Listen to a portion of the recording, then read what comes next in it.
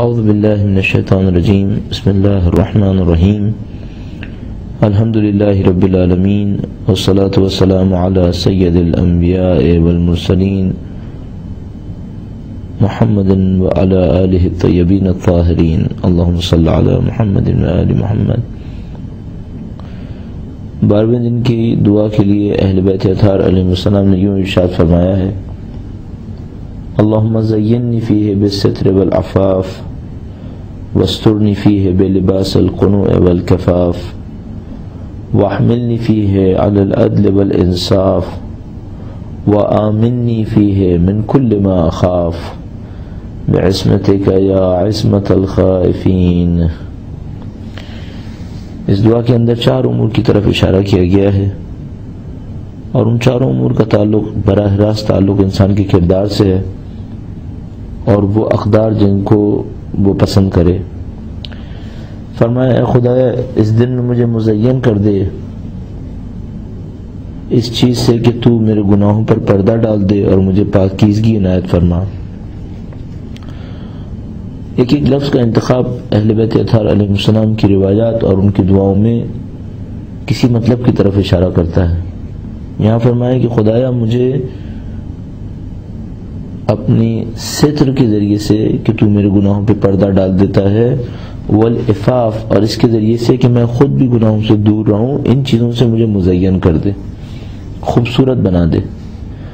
یعنی فرمایا گیا ہے کہ انسان کی خوبصورتی اس کی آرائش سے نہیں ہے، انسان کی خوبصورتی دنیا کی کسی چیز سے نہیں ہے، خوبصورتی اس سے ہے کہ اس کے گناہ محفوظ ہیں، اس کے گناہ چھپے ہوئے ہیں۔ خوبصورتی اس سے ہے کہ وہ خود گناہ سے پاکیزہ ہے۔ ایک دفعہ انسان خود گناہ سے پاکیزہ ہے، ایک دفعہ شاید گناہگار ہے لیکن خدا تعالیٰ نے اس کے گناہوں کو چھپایا ہوا ہے۔ یہ خوبصورتی ہے کہ اس کے گناہ نظر نہیں آ رہے۔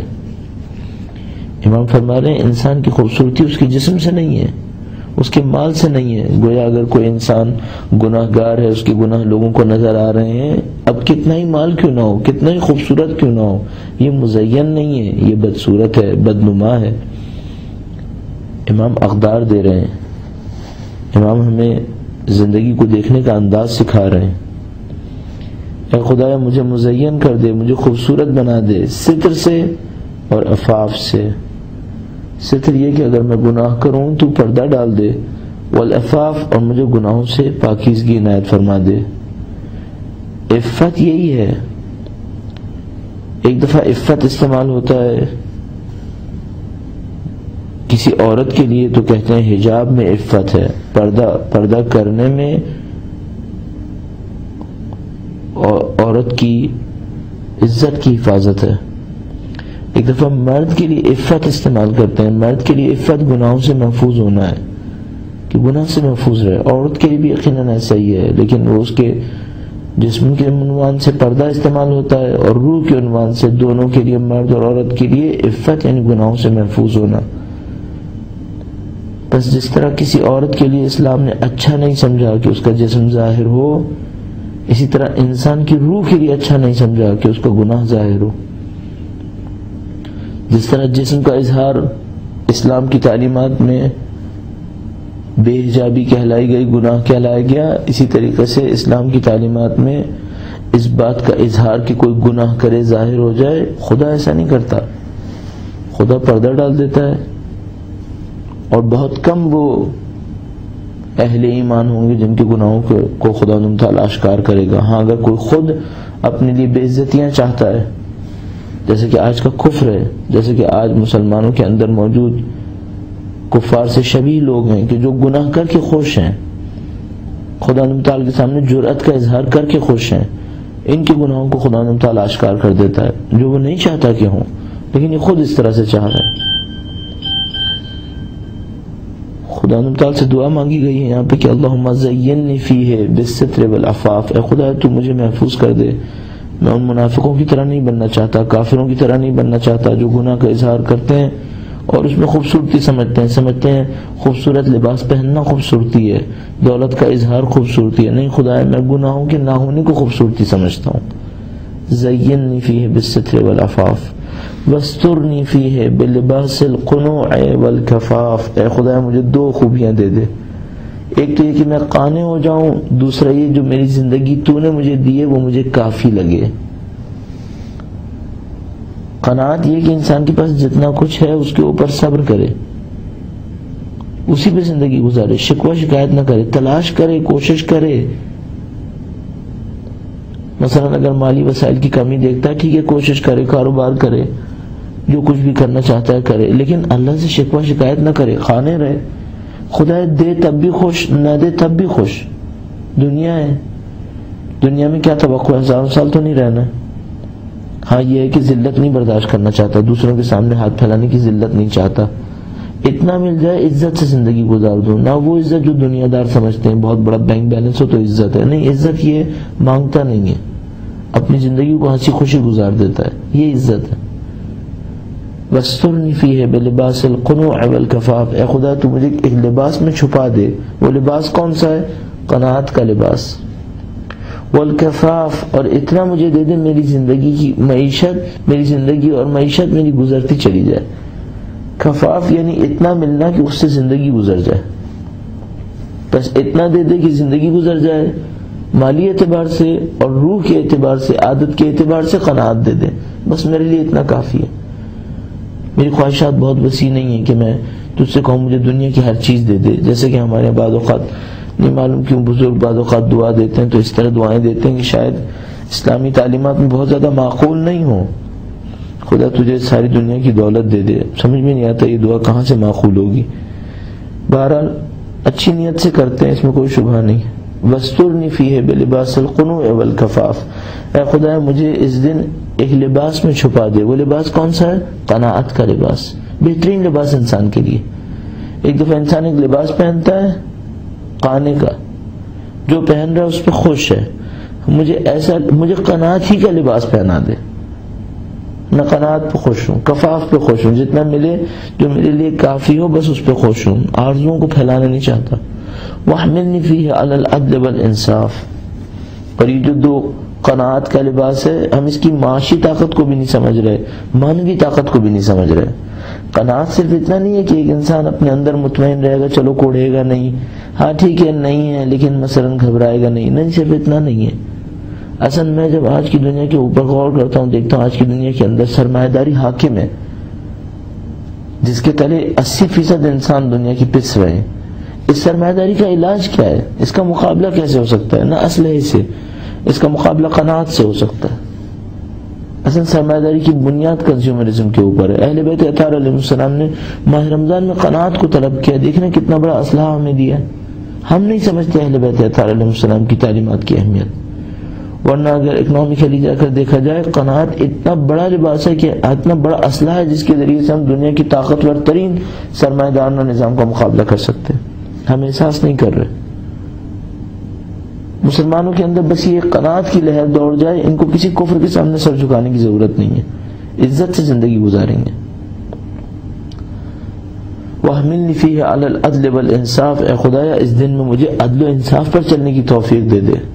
البتہ یہاں جملے کی خوبصورتی یہ کہہ رہی کہ خدایا مجھے زبردستی اس راستے پر چلا دے، وَاحْمِلْنِي مجھے اٹھا کے رکھ دے اس راستے کے اوپر، عَلَى الْعَدْلِ وَالْإِنصَافِ کہ میں عدل و انصاف کروں۔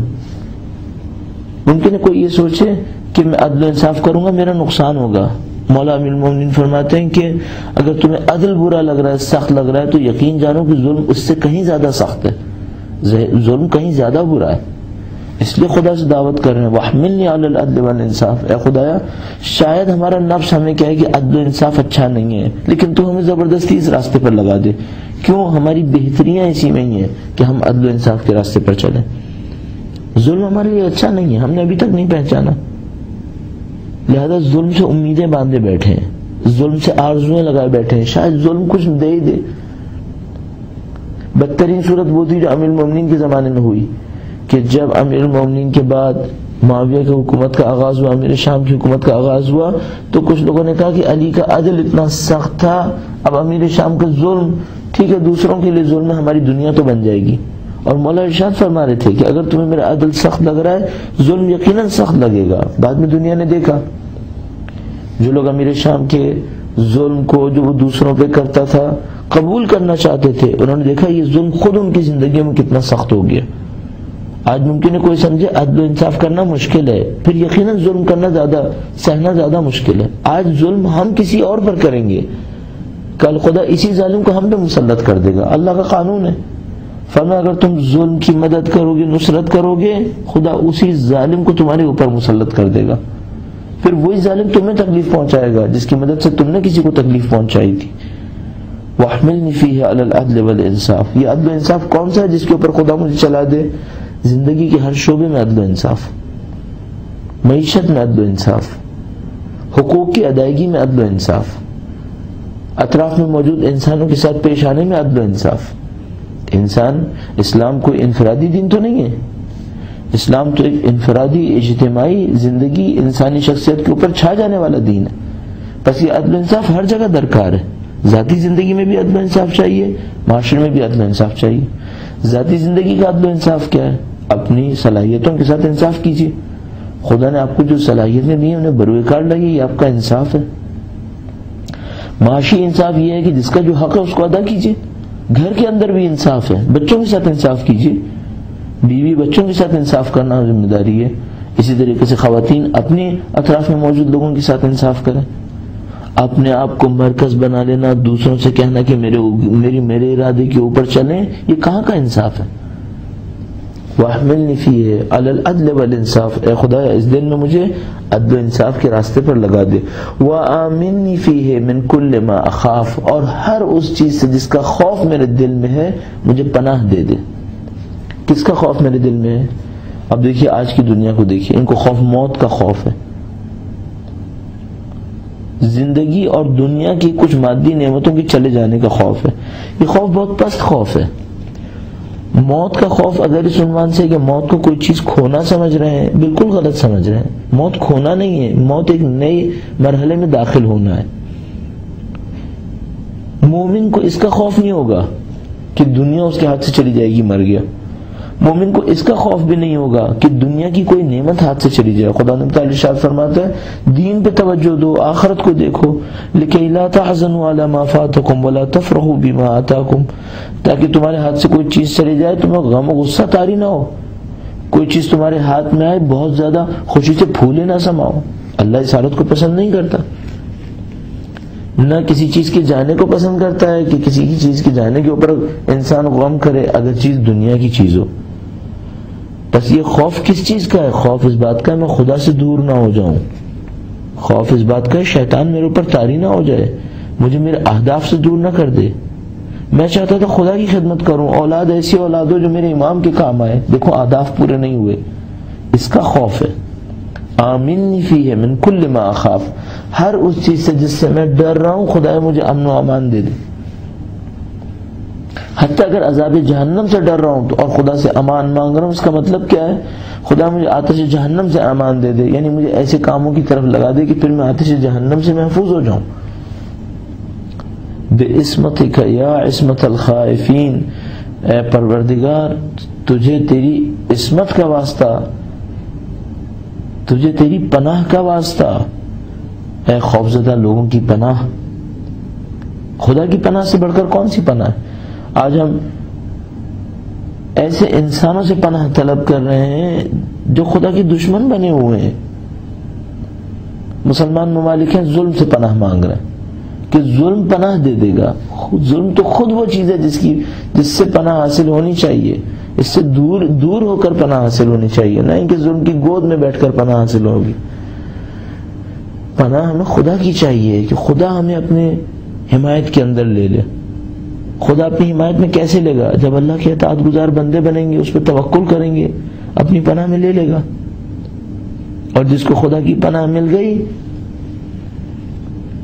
خدا تعالی ارشاد فرماتا ہے کہ یہ کفار چاہتے ہیں کہ دین کے چراغ کو اپنی پھونکوں سے بجھا دیں۔ واللہ یابی الا ان یتم نورہ ولو کرہ المشرکون، خدا نے تو ارادہ کر لیا کہ اپنے نور کو کبھی بجھنے نہیں دے گا، چاہے یہ مشرکین کو پسند نہ آئے۔ جب خدا ارادہ کر لے پھر کوئی کچھ کر سکتا ہے؟ سید الشہداء کی مثال بہترین مثال، سید الشہداء کربلا کی خاک کی خاک کے اوپر ایک بے گور و کفن لاشا پڑا ہوا ہے، 3 دن تک پڑا رہا، ساری دنیا دشمنی کرتی ہے، سید الشہداء کا نام مٹ سکا؟ یہ بے عصمت کا، اے خدایا تجھے تیری عصمت کا واسطہ، تجھے تیری پناہ کا واسطہ، یا عصمت الخائفین، اے خوفزدہ لوگوں کو پناہ دینے والے، مجھے ماہ رمضان کے اندر ان 4 صفتوں کو حاصل کرنے کی توفیق دے۔ ستر و عفاف، گناہوں پہ پردہ پڑ جائے میرے اور میں گناہوں سے محفوظ رہوں، اور اس کے بعد مجھے قنوع اور کفاف مل جائے، میں قناعت کرنا شروع کر دوں، میری زندگی کی معیشت بے حد کافی مجھے مل جائے، اور مجھے عدل و انصاف کے راستے پر لگا دے، اور ہر وہ چیز جس سے ڈر رہا ہوں مجھے حفظ و امان دے دے۔ پروردگار ان تمام دعاؤں کو ہمارے اور آپ کے لیے قبول فرمائے انشاءاللہ۔ ربنا تقبل منا انك انت السميع العليم برحمتك يا ارحم الراحمين۔ اللهم صل على محمد وآل محمد وأجل فرجهم۔